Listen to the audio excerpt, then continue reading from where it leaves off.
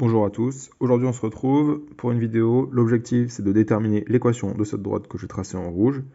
La situation initiale, on a le point A ici, le point B ici, on connaît uniquement les coordonnées. La droite D, on ne connaît rien dessus, à part qu'elle passe par les deux points et que c'est une droite. Donc l'objectif ça va être d'essayer de la modéliser en premier, et ensuite on essaiera de trouver ses paramètres. Alors pourquoi je dis ces paramètres? Parce que la première étape ça va être la modélisation. On sait tous qu'une droite comme ça qui passe dans le plan, il y a trois solutions, soit c'est une fonction constante, soit c'est une fonction linéaire, soit c'est une fonction affine. Une fonction constante, elle est horizontale, donc ce n'est pas le cas. Une fonction linéaire, elle passe exactement par 0, sauf que ici, si on zoome, il y a un petit décalage, elle passe pas exactement par 0. Elle est de la forme y est égal à ax plus b. Ici, on va essayer de déterminer a et b, tel que on puisse avoir du y est égal à quelque chose fois x plus quelque chose, ça nous donnera l'équation de la droite. Alors comment est-ce qu'on va faire? On sait que A appartient à la droite et que B appartient à la droite. Si A et B appartiennent tous les deux à la droite, alors leurs coordonnées, x et y, vont valider cette équation.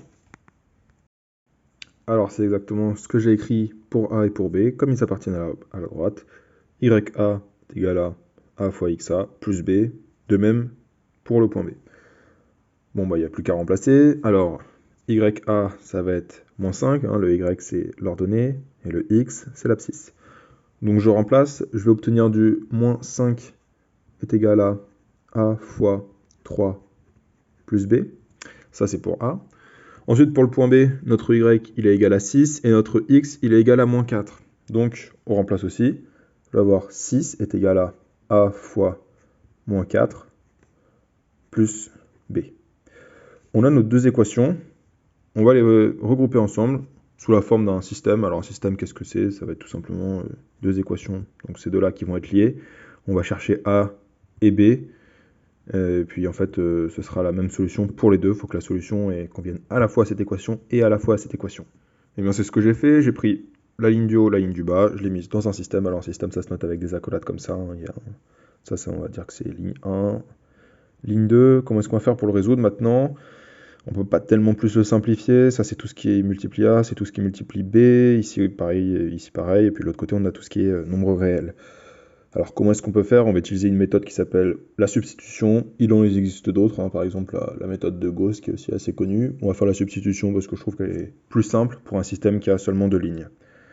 Alors pour ça, on va, dans la première ligne, isoler B pour l'exprimer en fonction de A, et puis on va avoir le moins 5 qui va traîner. Voilà mon B qui est isolé. Alors comment est-ce que j'ai fait? J'ai tout simplement fait moins 3 des deux côtés, donc moins 3A, bah j'ai plus que B. De l'autre côté, j'ai moins 5, moins 3A, du coup je retrouve ça. Bon, à quoi ça va me servir? Maintenant, je connais la valeur de B. Ici, j'utilise B dans cette deuxième équation. Ce qu'on va pouvoir faire, c'est remplacer B par la valeur que j'ai trouvée juste ici. Alors on y va. On va obtenir du moins 4A plus, je vais mettre en parenthèse pour qu'on comprenne bien, moins 3A moins 5, et ça c'est égal à 6. À partir de ça, je vais pouvoir développer et puis résoudre ça comme une équation normale que j'ai l'habitude de résoudre. Petite note, ce signe-là, c'est un signe d'équivalence, ça veut dire que de ce système-là, je peux obtenir celui-là, et puis de celui-là, je peux obtenir celui-là. En fait, j'ai pas de perte d'information entre l'un et l'autre, tout simplement.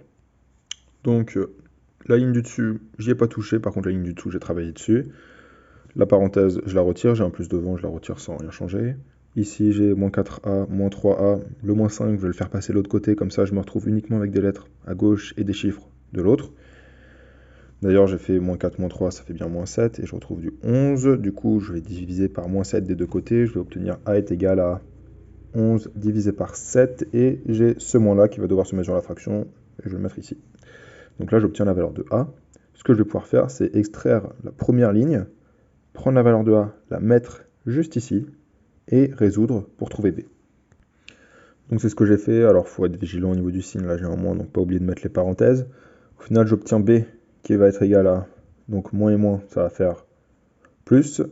Donc 33 divisé par 7, moins, alors là, je vais préparer pour mettre sur le même dénominateur. Le dénominateur, je vais choisir 7. Comment est-ce que je vais faire? Je vais faire x7 en haut et en bas, donc ça va faire moins 35.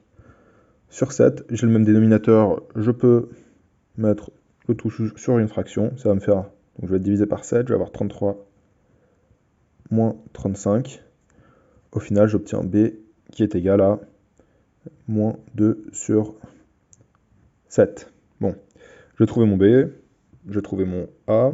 Faut pas oublier qu'au début de l'exercice, je cherchais A et B. Faut pas se faire piéger, hein, faut pas chercher X et Y. X et Y, on les remplace avec les coordonnées de A et B, mais moi je cherche ni A, ni X, ni Y, je cherche A et B. J'ai trouvé A et B, il n'y a plus qu'à remplacer dans les cours. J'ai remplacé mon A et mon B par les deux valeurs que j'avais trouvées. Et puis ça, si on le rentre dans un logiciel type GeoGebra, on trouve bien une droite qui va passer par ces deux points-là précisément.